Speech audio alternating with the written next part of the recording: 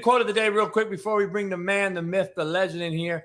Quote of the day, bigger the risk, bigger the reward. But the higher the climb, the harder the fall. Make sure you realize that, because we saw someone last night, God bless Tua, but we risked this when we played this sport, man. We chose to play this sport. Bigger the risk, bigger the reward, but the higher the climb, the harder the fall. And we got to understand that. So I wanted to use the same quote as I used this morning. Without further ado, man, I'm going to bring my main man in here and get after it. His time is valuable, man. And I'm just going to ask him everything that's going on, and we're going to get after all things football and real. And I'm going to put it on the ticker below. So make sure you guys check him out. Follow him on Twitter and Instagram if you're not already. But I got to bring my main man in, man, the man, the myth, the legend, man, straight out of Compton, former NFL legend, current talk show host legend, and straight out of Compton, my main man, Marcellus Wiley. Clap it up. What up? What up, Coach? Man, what it do? Hey, that's right. Hub City in the house. What's up, man? You good? Man, I know they don't see it on first glimpse, but we connected at the heart from the ground level, day one. Compton's in the house, man. They don't know that Hub City love. You know, they don't know that Hub City love, man. Hey, I see that hoop back there. I see that hoop. I'm going to have to come over there and get after you a little bit, man. I got, white boys got jimmies, dog. We got jumpers. And this black dude ain't got none, so you can come over here and give me the business. I win every time I go to a pickup game. I'm the first pick of the draft, game one. And then game two, they try to get me up off the team salary cap casualty. They like, dog, you sauce. Hey, you're going to back down. You're going to back them down, though, and post them up. Oh, yeah, I'm going to drop that ass on them. It's going to hurt. Hey, just like you beat Keyshawn's ass in the 40. They don't realize. They don't know the athlete. You know what I'm saying? They don't know the athlete. Thank you, dog. We raced twice. Second time didn't even count because I smoked them. The first time, I give them this. It was a photo finish, but that was with a bad start. But you know what? I eat up a fat receiver all day. That ain't nothing for me. Hey, let me ask you something, man. For everybody that don't know in the chat, make sure you hit the like button, subscribe. The ticker's on the bottom. Make sure you follow Marcellus on Twitter and IG. How does a cat from Compton with a daughter make it to Columbia and back and then bet on himself and win? I just got to know, because I know we got a similar backdrop story. I took my daughter to Kansas. You took yours to Columbia, man. It's a hell of a story. How does something like that happen? I just want to motivate some cats in this damn audience here. Yeah, I don't want to steal any thunder from my story, but I don't know what Wikipedia be saying, but I didn't have her when I was in high school or college, y'all. It was in the pros, but to the point of what you're saying, if I had to say one word, Coach, it's identity. Like for me, I was blessed to be young and mindful and knowing what my identity was. But more importantly than just knowing what I was, as my grandmother helped me understand, I knew who I was not. And so, you growing up in the hub, you growing up in LA, there's so many different choices. And you had those who were just being the cool kids. You had those who were trying to be the nerds. Then you really had those who were banging, had those slanging, had those just chilling. And so you had choices. Now, you may not have liked all your choices, and it may have seemed limited compared to the world at large, but you had choices. And I just knew that I wasn't a banger. I just knew it. I was like, nah, dog, I ain't trying to fight nobody. I ain't trying to get hit. I ain't trying to be paranoid. I ain't trying to not wear this color. I ain't trying to get shot at, all that stuff. So what helped me was I was able to deduce who I was by reducing what I was not. I was like, I ain't doing that. So then I was left with being smart, and I was left with like, damn, I'm pretty fast. I could play some sports. And I just took those two talents, put them on my tool belt, and said, hey, that's all I'm going to play with, and we'll see how it plays out. Man, the same thing. I tell people all the time, man, just because where we're from don't mean that's where we're going or that's where we're going to end up. And I Freeway Rick Ross raised me. I mean, like what? How? Yeah. I could have made a left at the stop sign easily. I made a right just like you did, got out the hood, but we still can go back to the hood. Real recognizes real. Don't get it twisted. And people, I think, like Mike Tyson said, man, these cats on Twitter, these cats on IG, they can say whatever they want, man, and they have no consequence. They have to face nothing. And it's funny because they're the same cats that see us at the store that kiss our ass and whisper sweet nothings, and then they're on Twitter who banging on us and shit. Like, get the hell out of here, man. It's crazy how perception is reality, though, as you know it, man. Let me ask you this. Sum this up for me, man. One word or a sentence. You can sentence if you what you think. How is the NFL different from when we played till now? For many reasons, they're trying to protect the players more than they ever have. Now, that's not to say that before they didn't care about us. That's not to say that before they didn't want to protect us. But I think the culture is different now, where they realize there's more of a partnership than just an employee. Now, when I played, it felt a little more employer-employee because they were trying to put us through the fire every single damn rep of every single damn day just to show that you belonged here. Let that be one thing. And then if you belong here, how good are you going to be while you're here? And now it just seems like, nah, there's a greater investment in you. You already qualify. We ain't got to put you through the ringer every single rep, every single day, because we know you good. Now we got to protect you. We got to help you flourish and blossom under our umbrella and our organization while you're an active player. Whereas before, it just seemed like survival of the fittest. Like, hey, we got Oklahoma drill. Hey, that dude over there trying to take your job, you better take it from him first. And now it's like, nah, you're a good player. And I hear this from a lot of the active players. They tell us, like, dog, if you were born a little bit later, you would have played twice as long without being any greater. And I'll be like, what? And you would have made 4 times as much just because of how the game goes. So I think it's just safer for these cats all around. I've had all these different guys on, man, and just all former NFL, NBA. I've had a bunch of different people on, even John Daly, and they're just like, man, golf has changed, baseball's changed, basketball. Like, it don't matter what sport it is, man. I think money is taking over, and I think the talk about this, it's safer deal. I don't know if it really is, man, because we're still wearing the same amount of gear. It might look prettier now. The jerseys might be tighter and tucked in and shit. But tell people, man, like, we're still running, if not faster than we once did. I mean, there's not Deons and them out there, but we still, in totality, I bet you the speed is faster because the athletes are probably better overall. But how is it safer when we putting these rules in and cats don't really know the full speed to go hit someone because they're worried about getting fined, targeting, all these things? I'm seeing more hamstrings, more necks, more the worst tackling I've ever seen in the profession. And I think it all ties into college, transfer portal. Kids are transferring 3 and 4 times. They're getting 3 and 4 philosophies on how to tackle from 3 different coaches, number one. And then number two, I just think they're so scared to come after guys, man. Quarterbacks are trying, I see Mahomes take an extra 2 yards because he knows the linebacker already stopped running 5 yards away. And he gets 2 more yards. And I just look at it like, damn, that's chicken shit, man. Like, they can't be hit. You know what I'm saying? What do you think about that, man? Cats are still traveling 20 miles an hour and 12 pounds of gear. But we just don't see the collisions we used to see. We're seeing more hammies, groins, and shoulders. And I just think we're teaching the wrong shit, and I think it's even actually more dangerous. Well, you said a lot, and a lot of what you said I can agree with. Let's start here.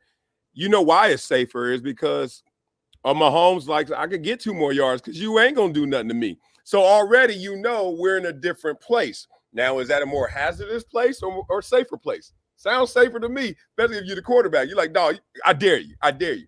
Now, you remember years back when they changed the target area. And I'm still talking about in-game experience. I'm going to blow your mind when I flip it. The target area changed, and every player start bitching, I don't know where to hit him. I've been hitting everybody the same way since Pop Warner. And then the NFL was like, all right, try and hit him like you did in Pop Warner and see how much I find your ass.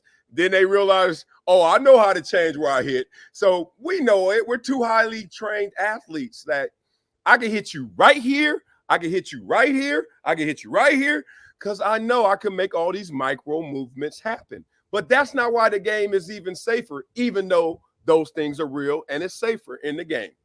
It's because the hell you used to have to pay to get to the game is a safer road than it's ever been. No back-to-back contact practices. What? 2 days. Dog, we used to have 3 a days when I was in college. 3 a days. And they all were banging. Crip, blood, essay. Every practice. Bang, bang, bang. And that's not even on game day, y'all. This is Wednesday in September. And I'm like, what the hell are we doing? So I think that the league has realized, let these dudes shine when it matters most. And I remember I was playing with Bruce Smith in Buffalo, and Bruce used to kick it in practice, chill. He got all his mental reps, but he was preserving his body. He was a beast at the peak of his powers. He was like, I don't need all that kind of work, physicality like y'all. And one of our coaches said, hey, Bruce, you want to pick it up? You want to, pick up the tempo a little bit? You know what Bruce said? He said, look, coach, we got 1 game a week. Do you want it on Wednesday or you want it on Sunday? Damn. So now I love the league because they like 1 game a week, only on Sunday. Man, it's crazy to me. Before I want to talk to you about this Tua thing that everybody's talking about, I want to jump onto this hardwood. I got a lot of fans out here, Marcellus, that are asking me, does Marcellus just like the Clippers and say that he likes the Clippers for clickbait? I'm like, no way you just like the Clippers to like them. I'm just fucking with you, Marcellus. Nobody asked me. You ain't right. You ain't right. I know y'all beat the Lakers, dog. And my team in the regular season over the last 3 or 4 years more than we beat you. But what meaningful game has the Clippers won, dog? Oh, are we doing that? That's what we're doing right now? All right, let me address your fans. They got to make it to a finals, right? I mean, the sun comes up every day. Now, it don't always shine on your ass, but it's up. Dog ass too. Let me say this. Okay. No, it's not clickbait, fans. Y'all projecting. That's what y'all do. I don't do that. Let me tell you how I grew up. Wow. I grew up in a house where my dad, who is from Tyler, Texas, who moved to San Diego Clippers, is raising me in LA. So I know I'm playing ball. I'm Pop Warner. I'm out there playing a little basketball, running track. And I was so busy with school and my extracurricular activities that I didn't have time to really be a fan. So while Showtime is going on, I'm not the normal kid. Y'all got to remember, like, I ran track so well. I set national records. I won national championships. I'm traveling the whole country. On top of, I'm this little dude at the Inglewood Pop Warner League putting in so much work that I ain't got time to see what those old dudes and pros are doing. So while Showtime's going on, of course I know Magic and Kareem, Byron Scott, etc. I'm doing my own thing. So I never picked a side. I didn't even know there was a side to pick. I was like, I didn't even care about pros. But my daddy kept planting them seeds. Clippers. Meanwhile, you leave the house, all you hear is Lakers. Whatever. Finally, when I retire, 07, it's my turn to be fan man. I'm a season ticket holder for the Chargers. I go to Clippers games now, but I had to make a choice. Like, am I going to go with the Lakers or am I going to go with the Clippers?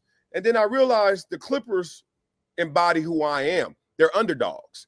They're the ones who grew up like us in the hub. Everybody looked at like, man, look at you. You ain't going to do nothing. Like people talk about the Clippers. Oh, when you going to get yours? How I saw everybody talking about my family, my neighborhood, my surroundings, my people. So when it talks about the essence of why I even have a fandom for any team, it got to mean something to me. I ain't grow up like no Lakers, and I don't live like the Lakers. Well, maybe I do now. But here's the point. I don't live on high on the hog like that. I am a Clipper to the heart because if y'all don't think I can do it, just watch me. I'm going to go get it. That's my squad. Hey, man, I love it, man. I love that you're true and true through and through to them cats, man. I can't even knock it. I wish they were just in Anaheim or some back in San Diego, man. Hey, way out like where you live. I know where you live. You live out there. Into the IE. Hey, I wish the Chargers were there too. They need their own city, dog. Because like, what? We don't need no more JV teams underneath the real team. Oh, that's what we doing? JV. Okay. All right. So why they got to be JV? Because they haven't won and got a championship. But y'all can't beat them. So it's like, what high school is it where you're in the varsity, but you can't beat your JV, but you won city? Nobody want to hear that. Like, you can't even you can't walk around campus, homie. You can't walk around campus, but you talking about you run the city. That's hey, dog, it's like back when we played high school, dog. It's like we had the 9A, the 8A, the 7A. We played each other during the season. You beat us, but we won the 7A. You lost. So we're like, hey, come on, dog. I don't know. It's interesting, man. I know your boys with Matt Barnes. I'm cool with Matt. I saw him at the Pump Brother thing. We were chopping it up. He recently came out and talked about this Celtics drama. And he came out and kind of reneged and made a statement. And I like Matt. And he made a post about this whole Celtics coach and Nia Long and all this thing. What is going on with the other storied franchise in the NBA? And Matt later came out and said, if y'all really knew, he may not coach again. What is really going on? Do you? I don't want to speculate. I hate putting my foot in my mouth, and I know you do too. But like, what could really be going on, and where is the women that are involved, and why are they hiding this so tight? Because why are we talking about the black woman Nia Long? I ain't never heard nobody even talk about how fucked up it is for her. It's crazy. Like, this is one story I don't have any inside information on, but I've been able to navigate from many of circumstances because I can read the tea leaves. I got a spidey sense. You got to have a spidey sense. All the damn booby traps we had to escape just to get to where we got, right? That's your character. So, yeah, and, it always starts at the foundation base level, something simple. No matter what you're going to think of, the craziest scenario, circumstances ever, all starts with something simple. Simply in this story, sounds like Coach was running up and down in that franchise doing what he wanted to do. Now, he wasn't doing that just vertically. He was doing that horizontally. Okay. Now, it sounds like he probably messed with the wrong person's wife or wives. So basically, not only did he take a crap where he worked, okay, and then he was like, all right, now I'm about to do my work. But guess what? Look how many spider webs you done created for yourself. Not only is it going to get out, but when it gets out, it's going to come with greater consequence because you're messing with some dudes' wives that got some power themselves. Maybe not the fame, maybe not the same level of notoriety, but certainly can make this hard on you if I find out. Well, shit hits the fan and we here. So it just sounded like to me, he was just doing, look, I've been in so many organizations, whether I've been the guy or somebody else I known was the guy, we mess around with who's around us. We going to do that. One thing is going to happen. You know why? Because practice over. All right, we on a road trip. Okay. All right, it's 5:30 p.m. The bar is downstairs, and we ain't got nothing to do until 11 a.m. the next day. What it do? So next thing you know, you with your executive assistant downstairs at the bar. She calling up her homegirls in that city. Some of them cuter than others.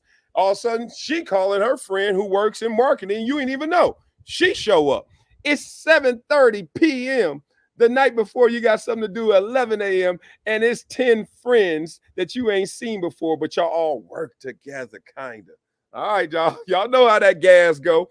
When that drink get into them and they start talking and kicking it, I think that's what happened. Now, I don't know to what extent, but it sounded like Coach was at a many of bars on the many of road trips. No, I heard Brad Stevens come out on that first day afterwards, and dog, he dropped the word bullshit live on ESPN.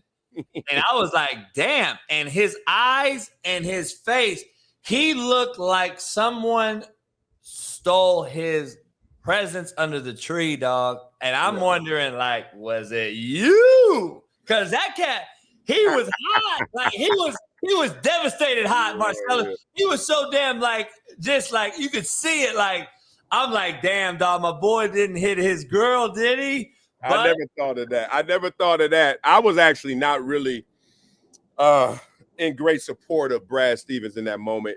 To me, it looked like you've been here before. In the locker room, we lost a game. And the cat is at this level. No one's happy. But some cats ain't devastated. Let's be real. I've been the guy. Like, if I poured it out on the field, I ain't going in there crying unless it's the last game of the year. Like, I ain't crying because it's like I got another chance. And they go in there like this. They in the locker room, and then the media hit them and say, oh, yeah, we need you at the podium. Brad Stevens, we need you at the podium. And then he get to the podium, then he do this. You know what, y'all? Yeah. I mean, you know, because he only got one job, is to be the team president, the face of this situation, and act like it's devastating. So then I seen that same cat. I'm putting this on you, Brad. Maybe it wasn't you. Then they go back into the locker room. So what it do tonight? Where y'all at? What we doing? And then it's like, come on, man. Like, to wear it like that when y'all did the investigation 2 months ago, what you wearing it for like that now? And if you wearing it like that, let's go there. Air out all the dirty laundry since we gonna spill beans. And since you didn't do that, but you're going to be emotionally honest and show everyone how hard it is. But you're not going to be verbally honest with all the details.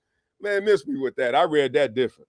Hey, I'm the same way. And I'm like, dog, where are the women? Because it take two. And if it was consensual, because I ain't heard no issues other than it was no forcible issues. It was all consensual. It was good-looking brother. Girls like him, you know, knee along, beautiful wife. I'm like, these men are hurt, and especially if they some white boys and got ran out. Oh, shit, they probably devastated right now in Boston, boy. Man, you're a fool. I think, you know what? I know you played with Junior Seau, man. Legendary Uso. We got some Usos in here from San Diego in the chat. How was it to play with him, man? And unfortunately, man, I knock on wood, man. I just hate to see what we saw last night with another Polynesian and Tua. Did that bring back like bad vibes? Like, God dang, man, we lost this dude too early. And now I see what's happening out here with Tua and this protocol.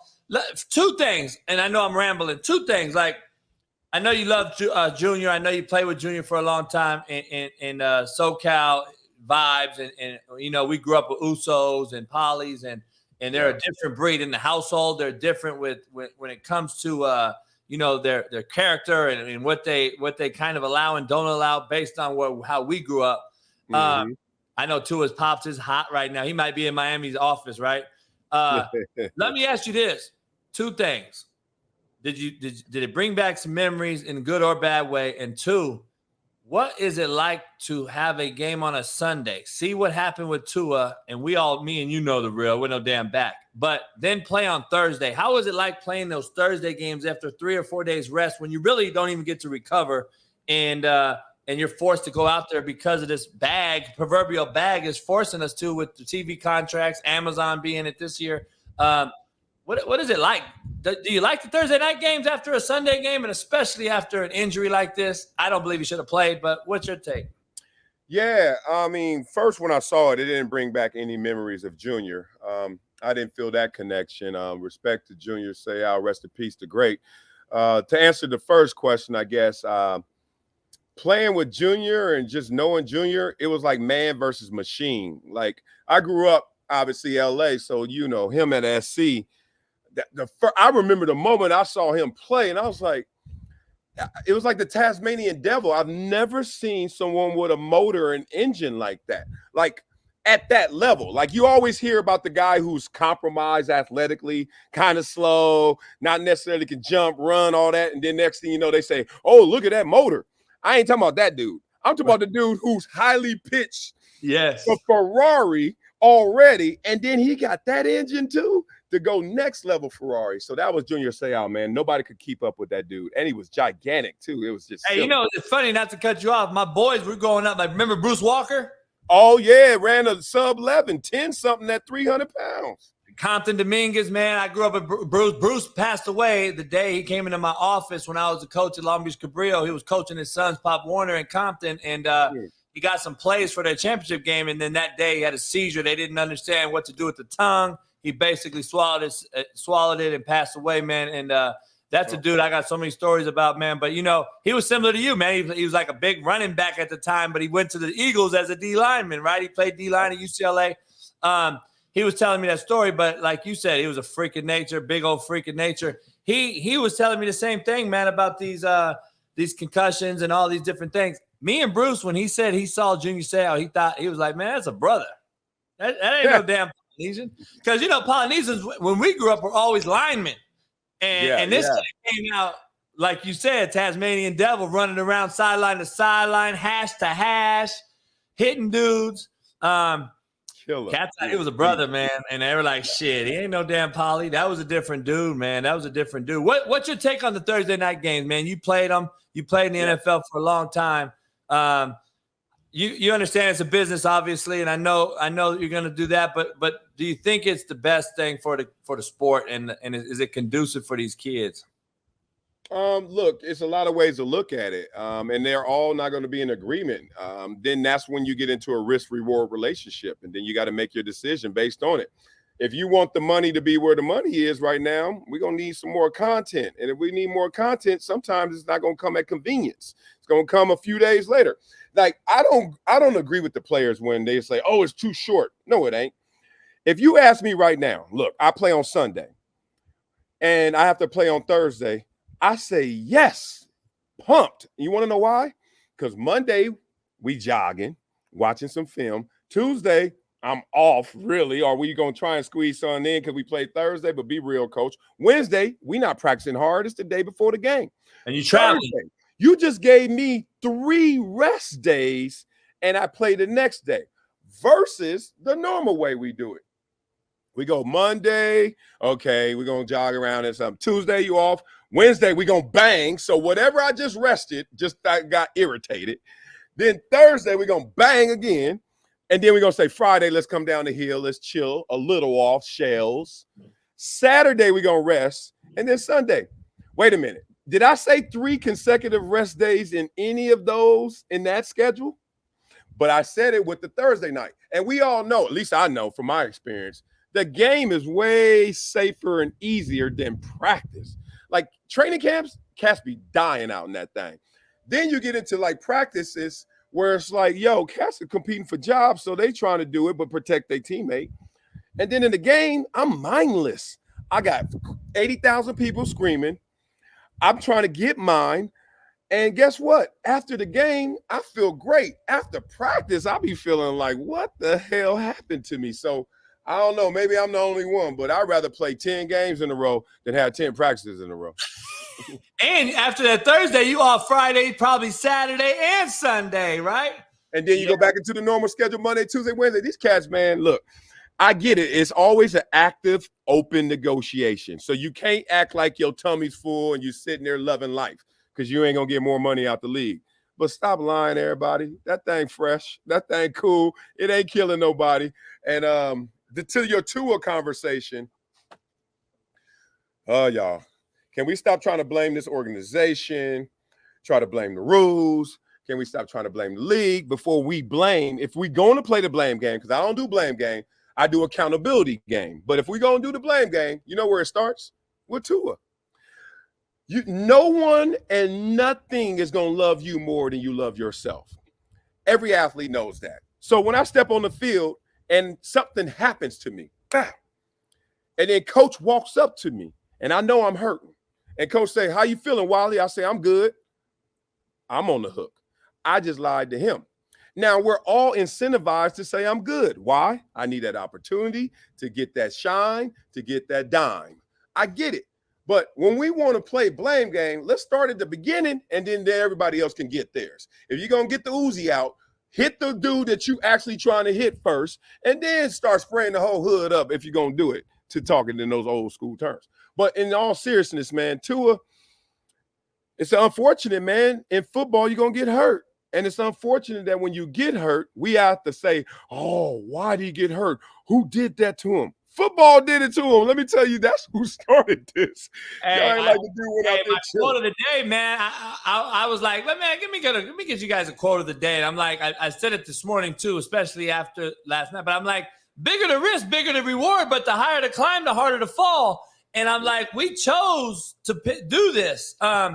And to your point, I had Brian Finnerman on today, old wideout for the Falcons. Played for Vic and them. You know, he was on this morning, and he's kind of opposite of what you're saying. He played 11 years or whatever. He said, "You got to take my helmet because." And I told him you were coming on, and he was like, "Man, me, you, Marcellus, we're all, you know, me and him are the same age, 46. We're like, He was like, dog, we're gonna go in because nature says we're a baller. We got dinged. We're gonna grab our helmet. Like, hey, it's fucking offense. Let's go. And he's like, you got to take these cats' helmets. And he's wondering if Tua is that mindset because he's poly, because his parents trained him that way, like we grew up. But you're saying, hey man, it's your body, your temple, your money, or not. You got to have the discipline to say, no, I'm fucked up. Well, what I'm saying is, look, I also gave to the culture as well. I gave in before. Like, there's times, like what they say, the difference between being hurt and being injured. If you're injured, you ain't playing, right? So let's get that off the board. People, we got to run this mental math. If you're injured, you're not playing. If you got ACL, you're not playing, all right? So that doesn't count. That's not about the culture. You just can't play. Then there's the ones where you're hurt, and it's like, okay, I plowed through it. And nobody knows. You're on an injury report that's questionable. Wrist. All right, whatever.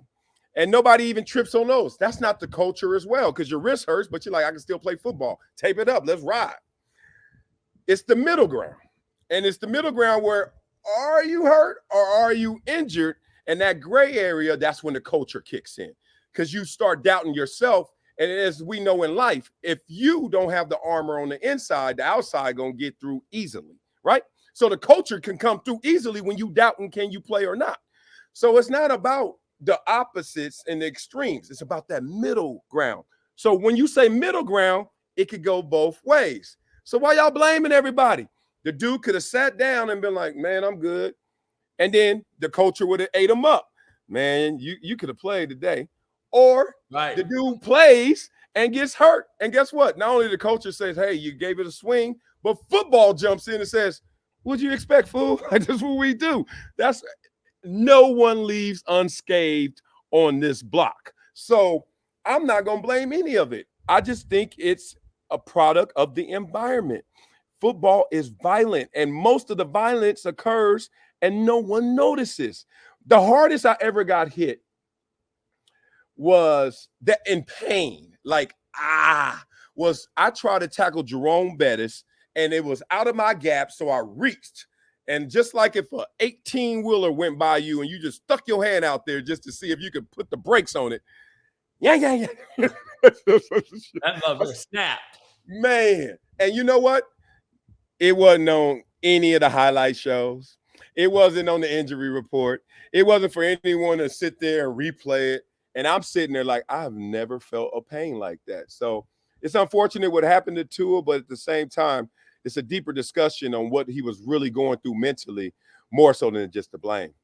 Hey, you played for the Cowboys, Jerry Jones. You were there. Cooper Rush, look, this Opie looking cat comes in. He's 3-0 as a starter, 2-0 this year. I'm walking around like, hey man, this cat's pretty efficient. I'm not going to say he's a talent as Dak and all that, but I would say if I was coaching Dak, I would want him to play more like Cooper because to keep his life or his body healthy so we can be successful as a franchise. Let me ask you this: what's your take on Dak and the Cowboys and Jerry Jones? And we all, I'm tired of hearing the question: Should Jerry give it up? No, the motherfucker's not giving it up. That's his baby. Like, stop asking that damn question.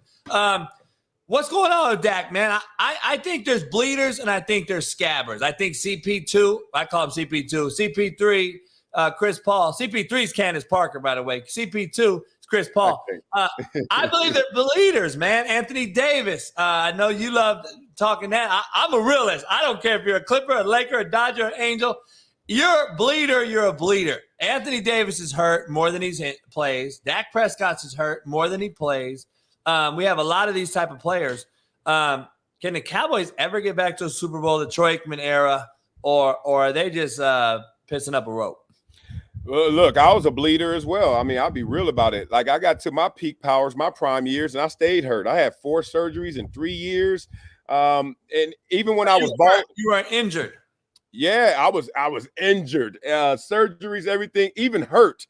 But I played through it, and it wasn't the smartest decision. Being real, my prime was short in terms of how well I played when I was at my peak powers. If I had to do it all over again, I'd sat my ass down every single time. Let y'all talk trash about me. But when y'all saw me on that field, y'all gonna stop talking trash because I'm like, that dude is right. So I get it. Here's the thing. when you talk about what's happening in Dallas, Dak is worried, but Dak is going to be fine. Dak's much better as a talent than Cooper Rush. Duh. However, Coach, you got to be real about this, and you kind of alluded to it. They coach this team differently when Dak's in there than when Cooper's in there. Let's start with the glaring difference. This year, the shared experience is starting to lean a little more Tony Pollard like it should have been before. Like Tony Pollard needs all the touches. I love you, Zeke. You get your carry here and there. I know your name. I know how much we're paying you. But Pollard just strikes a different level of fear in the defense. He can hit the home run anytime. So this whole, like, we going to play our money instead of just take that lump, that's why in part last year and even the first game this year or so, I was like, y'all still running this out there? Don't do that to Dak. All right. That said, coaches, when they know that they have a limited talent, they stay up extra to get all they can into the game plan of chess and calculus to maneuver that player in the best position.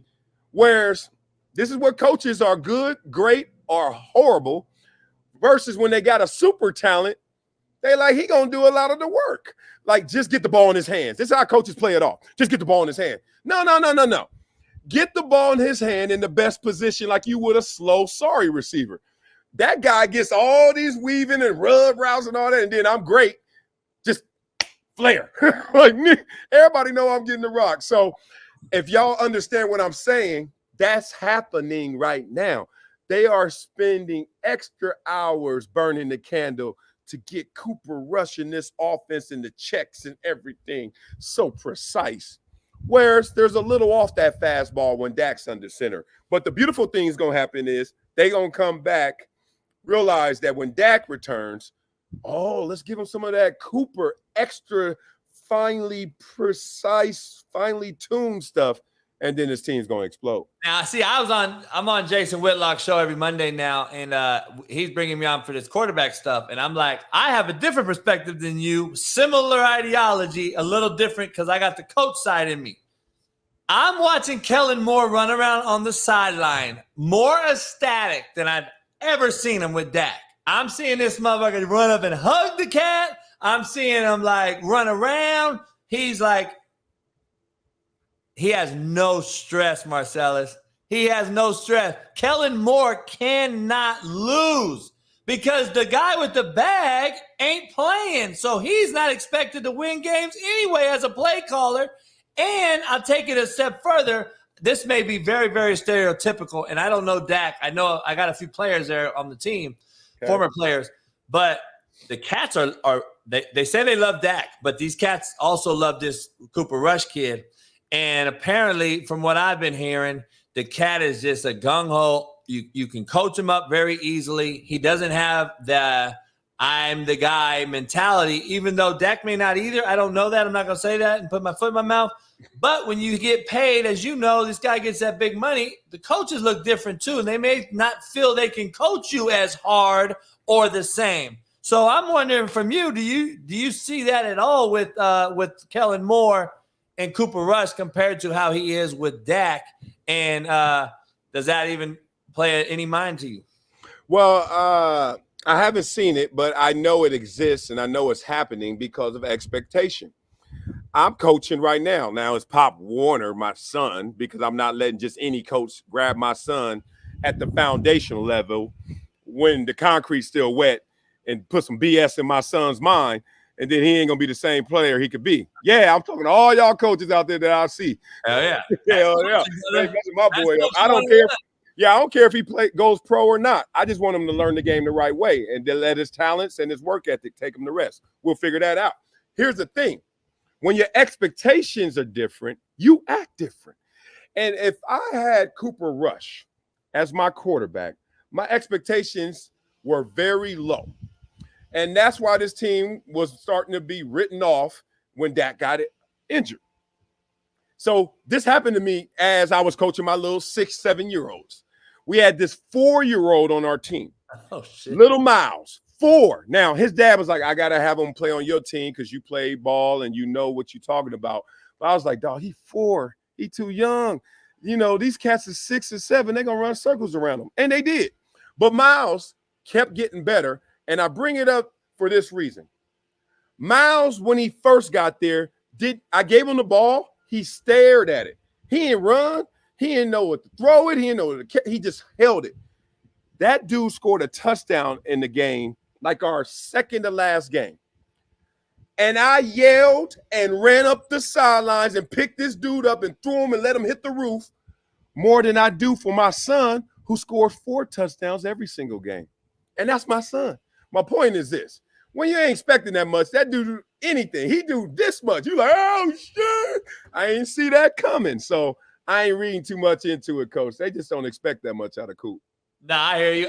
Also, though, in my opinion, if I was coaching Cooper and Dak just got hurt, I know in my mind I ain't getting fired in the next few weeks either, because we're on the hot seat when Dak's playing. Because if we don't win with Dak, we could be fired any day. We don't win with Cooper, we ain't going nowhere right now. We already know the deal. So I get that.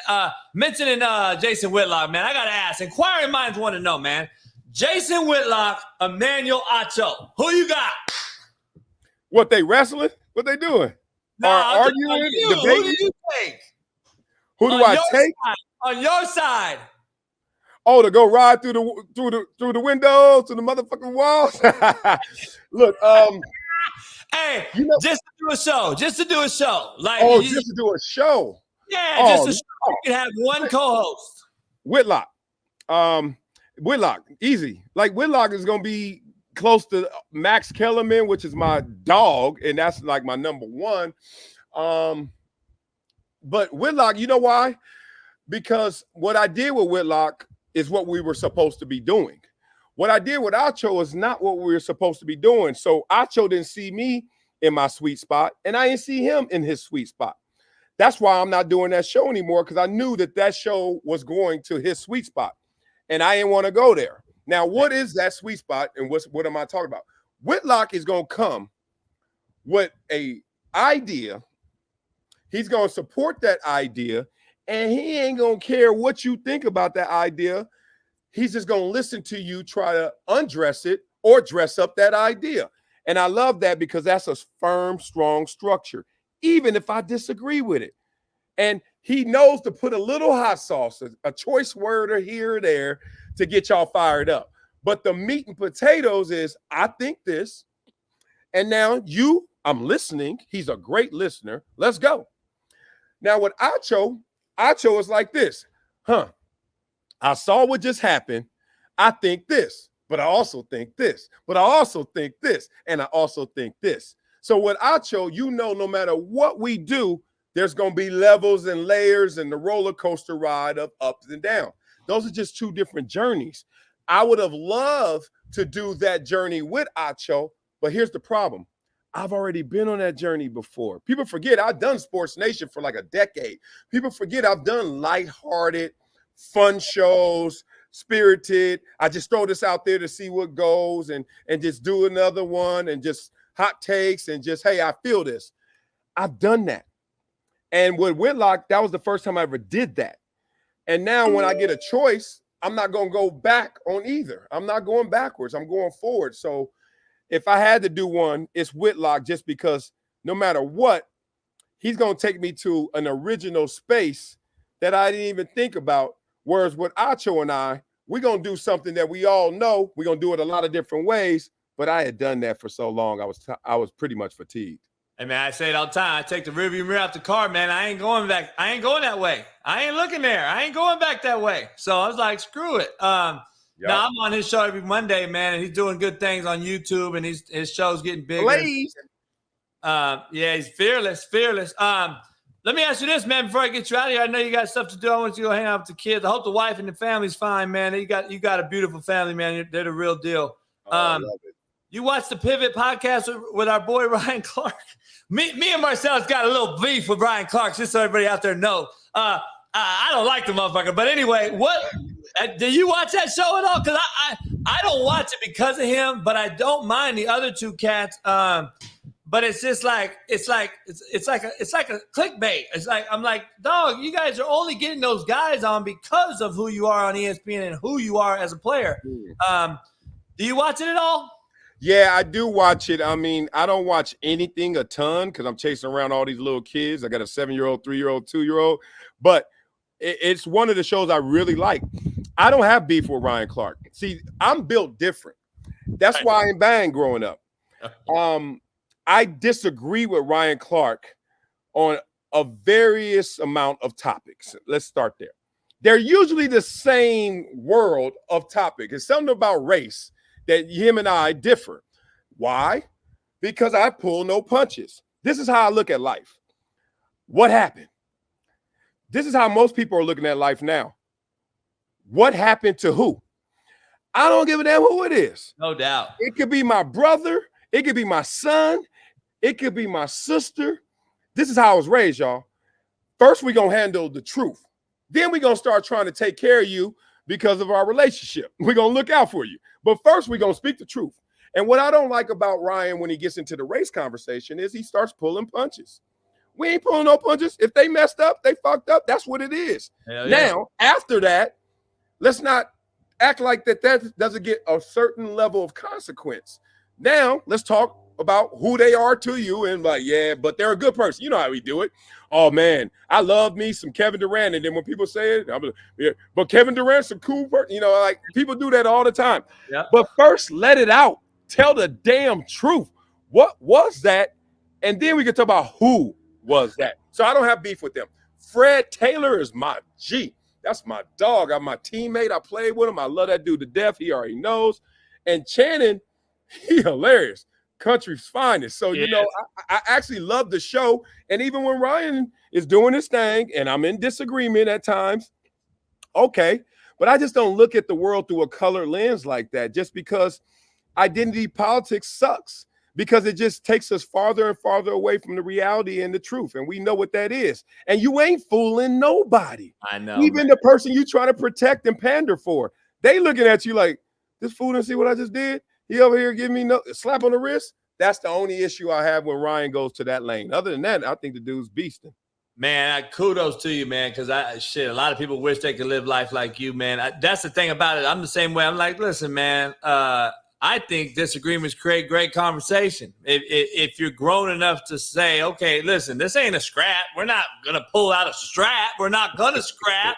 We're just going to have a disagreement and great conversation, and it might help some other young folks down the line. We don't know.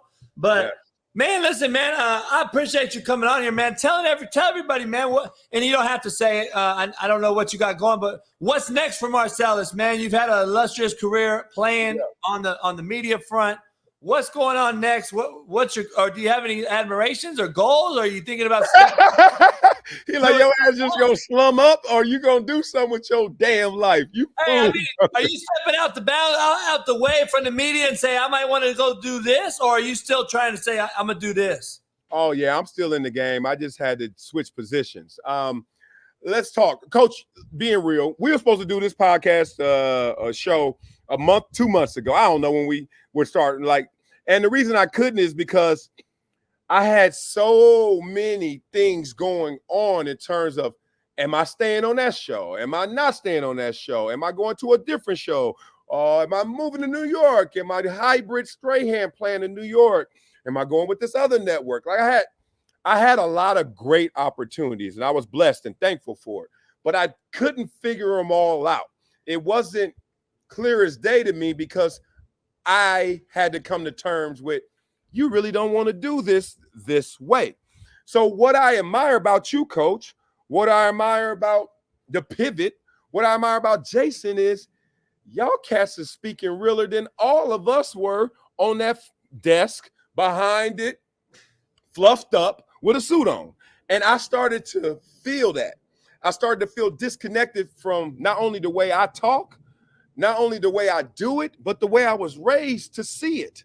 And I was like, wait a minute. All I'm doing is talking about the NFC East and Dak Prescott's injury. And I'm like, I ain't helping nobody with this. And I was like, frankly, I've done this and I don't care about it like that anymore. But I'm not going to rob someone like an Acho who's 31 years young of the experience of climbing the same mountain that I'm going down or about to switch to go to another elevation. So I finally figured it out, coach, and I'm going to do it. I got 3 projects lined up. One's with Fox. You'll see the press release soon. I wanted to do this after so I could just be real because I hate being this guy. This guy's corny. But you my dog, and I was like, I'll come back after they drop, and then we'll talk it again and talk it real. But I got one with Fox Sports.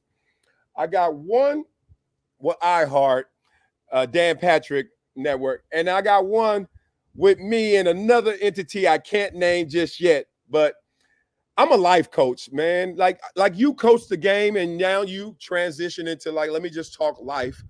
That's who I was born to be. I wanted to be a counselor when I graduated Columbia. I just kept getting bigger, faster, stronger. And I was like, fuck that, I'm playing football. But I always want to help people at that fork in their road. Like every fork in the road moment, every fork in the road experience, I want to be right there and say, let's talk through this. Let's get through this. And so what I'm going to do in my greater passion projects going forward is bring that. And I'm going to bring me instead of like doing media. I'm tired of media. I'm tired of just talking about the game in ways that the fans are used to digesting it. I'm going to talk it the way we usually talk it. And if you like it, subscribe. If you don't, I'll holler. Hey, man, I can't wait to hear it, man. I got to holler at you about something, too, man. Hey, I got a fan question for you, man. I got a fan question. Simeon Rice, 119 sacks in his first 10 years. Why isn't he a Hall of Famer? Tell me, dog. Woo! Soon you say that name, I'm like, tilt. That sucker there. When Simeon put that wing up and he in that stands and that wing was up, oh, it's all kind of hell on quarterbacks. That dude was silly. He was silly in college. And then in the pros, he was silly, but he was almost like misrepresented because there was like some calmness to his game. This happened to Julius Peppers to a degree. When you're so silky with it, almost too silky, they wonder if you're trying. They wonder if you're really doing it, or they wonder if you fully invested. And Simeon was eclectic too. Like you see that sucker, he looking like Marvin Gaye off the field. And you're like, what's going on, Simeon? Are you all in? Benny give you 3 or 4 on Sunday. He'd be like, yeah, I'm all in. It's all good. But hey, do you compare him to like Leon Lett? Say it again. You compare him to kind of like a laissez-faire freak of nature who really we don't know how good he would have been, but like Leon Lett? Shit. I mean, I know how good Simeon was, 119. Like I got 44 and 119 is damn near tripling me, bro. That dude was different. And look, the Hall of Fame criteria is a little too broad. I don't give a damn about anybody's personality. I really don't. I don't care how nice they were off the field. I don't care if they were United Way Man of the Year. Did he go get it on that field? And if he did, he needs to be in the Hall of Fame. He needs to be distinguished. So for me, Simeon is a Hall of Famer, man. That dude did it different. And I don't agree with the voting. Like it's Stephen A voting. Like, fuck, why? What do you have to do with this shit? Like, I'm tripping, man. I'm like, come on, man. I don't know. Hey, man, it's always love, brother. I'm sure I'll see you soon, man. And tell the family, appreciate it. I hope they're well. And like I said, I can't wait to see what you do, man. And, hey, man, we got to get together. We might be the new Pat McAfee around this motherfucker. Oh, man, you all know we got goals, and he's setting the trend, bro. Let's go get it, man. Keep going and keep growing, Coach. I'll talk to you later, baby. All right, much love. Up City. Yes, sir.